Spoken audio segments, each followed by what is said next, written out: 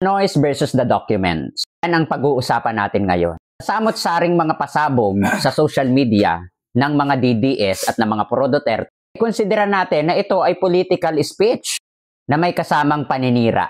Mga drama ng ilang mga personalidad, mga scripted na salaysa, na sa madalit salita kasinungalingan. Na para bang nanonood tayo ng isang teleserye na may part 1, part 2, part 3.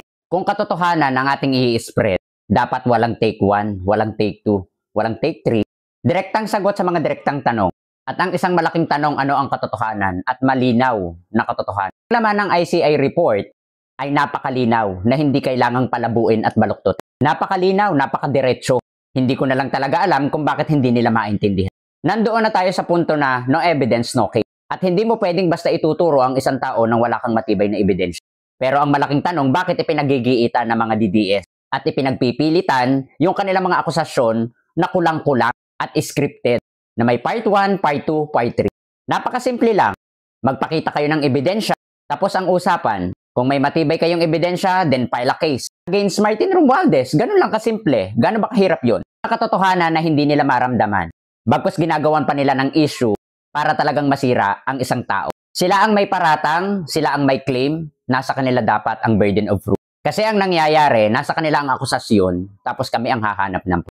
Hindi po ganon. Kayo yung may akusa, so dapat kayo yung may malinaw na ebidensya. Ang pinaka-basic legal system. He who alleges, prove. Bilisin natin. Ikaw ang nag-aakusa, ikaw din dapat ang maglalabas ng matibay na ebidensya para patutuuhan yung iniaakusa mo. Hindi naman sapat ang kwento eh. Hindi rin sapat ang hinala. At hindi rin sapat ang galit. At base sa inyong mga ipinapakala through social media o pandadawit kay dating Speaker Martin Romualdez ay hindi sapat. The reason kung bakit hindi pwedeng kasuhan si dating Speaker Martin Romualdez. Maraming akusasyon pero kulang sa ebidensya. Kaya malinaw ang sinabi ng ICI. No adverse finding. Mas pabilisin pa natin. No evidence, no case. Tagalogin natin. Walang ebidensya, walang kaso. And I think malinaw na sa inyo yun.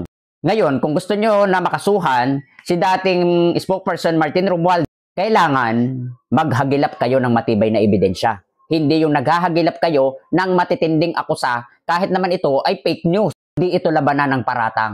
Labanan ito ng latagan ng patunay. Mabilis siraan ang isang mataas na tao o ang isang public servant. Mabilis siyang siraan. Pero dapat sa bawat paninira na iyong binibitawan o ginagawa, dapat may matibay kang patunay. Hindi yung may sarili kang agenda tulad ni Saldico. Sapat ang mga akusasyon na may sapat na ebidensya. At hindi ito basta akusasyon.